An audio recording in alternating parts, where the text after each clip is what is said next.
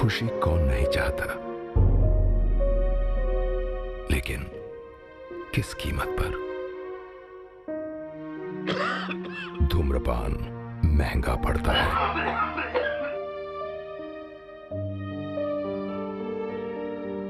धूम्रपान आपके लिए हानिकारक है और आपके चाहने वालों के लिए भी।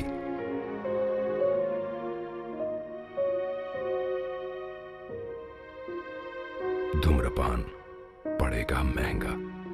ನಶೆ ಮುಕ್ತ ಬೀದರ್ ಅಭಿಯಾನ ಸಮಿತಿ ವತಿಯಿಂದ ಹಾಗೂ ಬೀದರ್ನ ಎಲ್ಲ ಸಂಘ ಸಂಸ್ಥೆಗಳ ಪರವಾಗಿ ಅವತ್ತು ವಿಶ್ವ ತಂಬಾಕು ನಿಷೇಧ ದಿನಾಚರಣೆಯನ್ನು ಆಯೋಜನೆ ಮಾಡಲಾಗಿದೆ. ಅದರ ಪ್ರಯುಕ್ತ ಇವತ್ತು ಪತ್ರಿಕಾಗೋಷ್ಠಿಯನ್ನು ಕರೆಯಲಾಗಿದ್ದು, ಇಂದಿನ ಪತ್ರಿಕಾಗೋಷ್ಠಿಯಲ್ಲಿ ನಮ್ಮ ಬೀದರಿನ ಪ್ರತಿಷ್ಠಿತ ಶಾಹೀನ್ ಶಿಕ್ಷಣ ಸಮೂಹಗಳ ಸಂಸ್ಥೆಗಳ ಅಧ್ಯಕ್ಷರಾಗಿರುವಂಥ ಡಾಕ್ಟರ್ ಅಬ್ದುಲ್ ಖದೀರ್ ಸರ್ಗೆ ತಮ್ಮೆಲ್ಲರ ಪರವಾಗಿ ಹಾರ್ದಿಕವಾದ ಸ್ವಾಗತವನ್ನು ಕೋರ್ತಾ ಇದ್ದೇನೆ.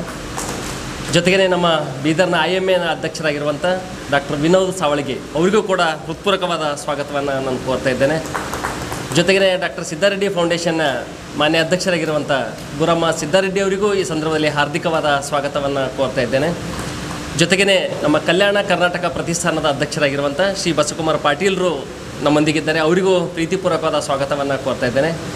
ಜೊತೆಗೆ ಇಂದಿನ ಈ ಪತ್ರಿಕಾಗೋಷ್ಠಿಗೆ ಆಗಮಿಸಿದಂಥ ನಮ್ಮೆಲ್ಲ ಮಾಧ್ಯಮ ಸ್ನೇಹಿತರಿಗೂ ಎಲೆಕ್ಟ್ರಾನಿಕ್ ಮೀಡಿಯಾದ ತಮ್ಮೆಲ್ಲರಿಗೂ ಹೃತ್ಪೂರ್ವಕವಾದ ಸ್ವಾಗತವನ್ನು ಕೋರುತ್ತಾ, ಇಂದಿನ ಪತ್ರಿಕಾಗೋಷ್ಠಿಯನ್ನು ಕುರಿತು ನಾನು ಆರಂಭದಲ್ಲಿ ನಮ್ಮ IMA ಅಧ್ಯಕ್ಷರಾಗಿರುವಂಥ ವಿನೋದ್ ಸಾವಳಗಿ ಅವರು ಈ ಕಾರ್ಯಕ್ರಮನ ಉದ್ದೇಶಿಸಿ ಪತ್ರಕಾರನ ಉದ್ದೇಶಿಸಿ ಅವರು ತಮ್ಮ ವಿಚಾರವನ್ನು ಹಂಚ್ಕೊಳ್ಬೇಕಂತೇಳಿ ಮನವಿಯನ್ನು ಮಾಡ್ಕೊಳ್ತಾರೆ. Good morning everybody. IMA with collaboration Bidar Nasha Mukta Abhiyan plus Shaheen Group of Institution, Siddhareddy Foundation, so many other foundations are working with this Abhiyan.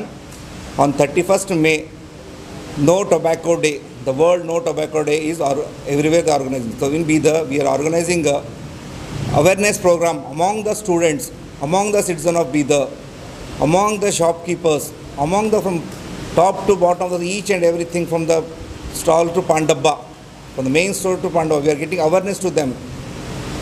So on that day, we are making awareness program. So we had made a road map plan on that day from Ambedkar Circle to Basaveshwar Circle to Chobara to Muslim Chowk to again Ambedkar Circle.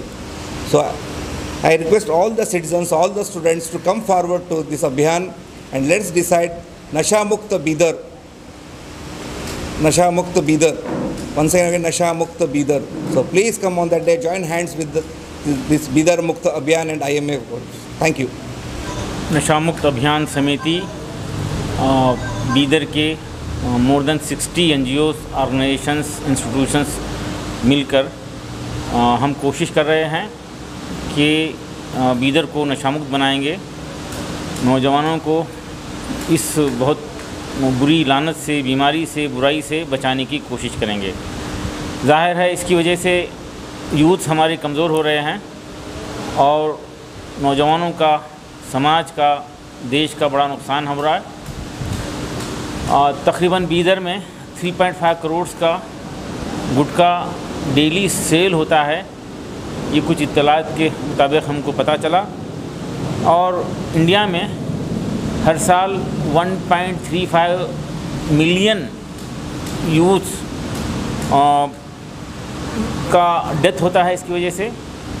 और सिर्फ 2017-18 में 1,77,341 crore rupees 35 years and above के patients जो tobacco की वजह से हुए थे उनके ट्रीटमेंट में लगा। WHO के मुताबिक अगर ये सिलसिला ऐसा ही चलता रहा, इसको ना रोका जाए तो 160 मिलियन यूथ की डेथ होगी। ये 2050 तक का अंदेशा है। सिर्फ तंबाकू को बुरा है बोल के अवेयरनेस करना काफ़ी नहीं है, इसको बंद करने के लिए गवर्नमेंट डिसीजन ले, समाज के लोग आगे बढ़ें, इस बुराई को ख़त्म करने की कोशिश करें। हम एक एक आदमी से रिक्वेस्ट करें, दुकान वाले से रिक्वेस्ट करें, बच्चों से रिक्वेस्ट करें, इंस्टीट्यूशन से काम करें। इंस्टीट्यूशन के करीब में 100 मीटर्स तक टोबैको प्रोडक्ट, सिगरेट, गुटखा या जर्दा वगैरह बेचना इट इज़ ए क्राइम। इसको रोकने के लिए समाज आगे बढ़े। हम दुकान वालों से रिक्वेस्ट कर सकते हैं, किराना स्टोर वालों से रिक्वेस्ट कर सकते हैं, अपने घर के करीब सबसे करीब की दुकान से वाले से रिक्वेस्ट करें, उस कॉलोनी वाले रिक्वेस्ट करें, सब मिलकर रिक्वेस्ट करें कि भाई ये गुटखा बेचकर, ये पॉइज़न बेचकर ही तू कमाएगा और ख़ुद का पेट भरेगा और अपनी औलाद का पेट भरेगा। ये जहर बेचना बंद करो, ये जहर बेचना बंद करो, ये स्लो पॉइज़न बेचना बंद करो। ये बहुत नुकसानदेह है। इसके लिए no tobacco, world no tobacco day के मौके पर शाहीन इंस्टीट्यूशन की तरफ से और तमाम इंस्टीट्यूशन मिलकर 65 NGOs मिलकर एक ह्यूमन चेन बना रहे हैं, जो गावन चौक से होते हुए शाहगंज, अंबेडकर सर्कल, बसवेश्वर सर्कल और चौबारे से वो वंस अगेन गावन चौक को ये लिंक करेगा। इस दौरान एक रैली भी निकलेगी बसवेश्वर सर्कल से। ये ह्यूमन चेन को इनकरेज करते हुए, अवेयरनेस पैदा करते हुए ये 65 NGOs के ज़िम्मेदार रिप्रेजेंटेटिव्स उसमें रहेंगे और इस अवेयरनेस को पहुंचाएंगे। हम मीडिया के तमाम लोगों से, समाज के तमाम ज़िम्मेदारों से रिक्वेस्ट करते हैं कि इस बुराई को ख़त्म करने में एक दूसरे का सपोर्ट कीजिए, अपनी नस्ल को बचाइए। ಎಲ್ಲರಿಗೂ ನಮಸ್ಕಾರ। ಇದೇ ತಿಂಗಳು 31ನೇ ತಾರೀಕು ತಂಬಾಕು ನಿಷೇಧ ದಿನಾಚರಣೆ ಇರುವುದರಿಂದ ಇಲ್ಲಿ ರ್ಯಾಲಿ ತೆಗೆಯಲಾಗುತ್ತದೆ। ಶಾಹೀನ್ ಗ್ರೂಪ್ ಆಫ್ ಇನ್ಸ್ಟಿಟ್ಯೂಷನ್ ಇವರು ಇದನ್ನು ಒಂದು ನಿರ್ಧಾರವನ್ನು ತೆಗೆದುಕೊಂಡಿದ್ದು ಸಮಾಜ ಭಾಳ ಚೆನ್ನಾಗಿ ಸ್ವೀಕರಿಸಿದೆ। ಇದು ಒಂದು ಒಳ್ಳೆಯ ಮಾತು। ಈ ಕೆಟ್ಟ ಚಟಗಳಿಂದ ಮನೆಯಲ್ಲಿ ಮಕ್ಕಳು ಹಾಳಾಗುವುದಲ್ಲದೆ ಸಮಾಜ ಹಾಗೂ ಕುಟುಂಬ ಎಲ್ಲವೂ ಕೆಟ್ಟು ಹೋಗುವುದರಿಂದ ಮೊದಲು ಮನುಷ್ಯನ ಆರೋಗ್ಯ ಕೆಡುತ್ತದೆ, ಆಮೇಲೆ ಕುಟುಂಬ ಕೆಡುತ್ತದೆ, ಆಮೇಲೆ ಸಮಾಜ ಕೆಡುತ್ತದೆ। ಇದೆಲ್ಲದರ ಸುಧಾರಣೆ ಆಗಬೇಕು ಅಂತಂದರೆ ನಶಾಮುಕ್ತ ಆಗಬೇಕು। ಅದು ತಂಬಾಕು ಆಗಿರ್ಬೋದು, ಸಿಗರೇಟ್ ಆಗಿರ್ಬೋದು, ಬೀಡಿ ಆಗಿರ್ಬೋದು। ಆದರೆ 31ನೇ ತಾರೀಕು ತಂಬಾಕು ನಿಷೇಧ ದಿನಾಚರಣೆ ಇರುವುದರಿಂದ ಅವತ್ತಿನ ದಿವಸ ರ್ಯಾಲಿ ತೆಗೆಯಲಾಗುತ್ತದೆ। ಇದರಲ್ಲಿ ಹೆಚ್ಚಿನ ಸಂಖ್ಯೆಯಲ್ಲಿ ದೇಶದ ಅರ್ಧದಷ್ಟು ಜನಸಂಖ್ಯೆ ಮಹಿಳೆಯರಿದ್ದಾರೆ। ಇದು ಬರೀ ಪುರುಷರ ಜವಾಬ್ದಾರಿ ಅಂತ ನಾವು ತಿಳ್ಕೊಂಡ್ರೆ ಇದು ಕುಟುಂಬದ ಮೇಲೆ ಬಹಳ ಪರಿಣಾಮ ಆಗ್ತದೆ। ಮನೆಯಲ್ಲಿ ಮಕ್ಕಳು ಸುಧಾರಣೆ ಆಗಬೇಕಾದ್ರೆ ತಾಯಿಯ ಜವಾಬ್ದಾರಿ ಜಾಸ್ತಿ ಇರ್ತದೆ। ಇದರ ಒಂದು ಅರ್ಥವನ್ನು ತಿಳಿದುಕೊಂಡು ಎಲ್ಲ ಹೆಣ್ಮಕ್ಕಳು ಇದರಲ್ಲಿ ಪ್ರತ್ಯಕ್ಷ ಪರೋಕ್ಷ ಭಾಗಿಯಾಗಿ ಇದನ್ನು ಯಶಸ್ವಿಗೊಳಿಸಬೇಕು। ಇದನ್ನು ಯಶಸ್ವಿಗೊಳಿಸೋದ್ರಿಂದ ಉತ್ತಮ ಸಮಾಜ ನಿರ್ಮಾಣ ಮಾಡಲಿಕ್ಕಾಗ್ತದೆ। ಈಗ ನಮ್ಮ ದೇಶ ಯುವಕರ ದೇಶ ಆಗಿದೆ।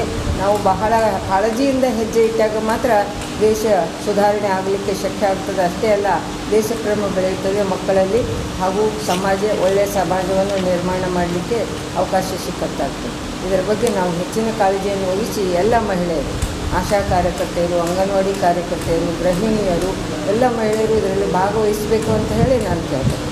31ನೇ ತಾರೀಕಿನ ದಿವಸ ನಡೀತಕ್ಕಂಥ ರ್ಯಾಲಿ ಬಹಳ ಮಹತ್ವಪೂರ್ಣವಾಗಿರ್ತಕ್ಕಂಥದ್ದು।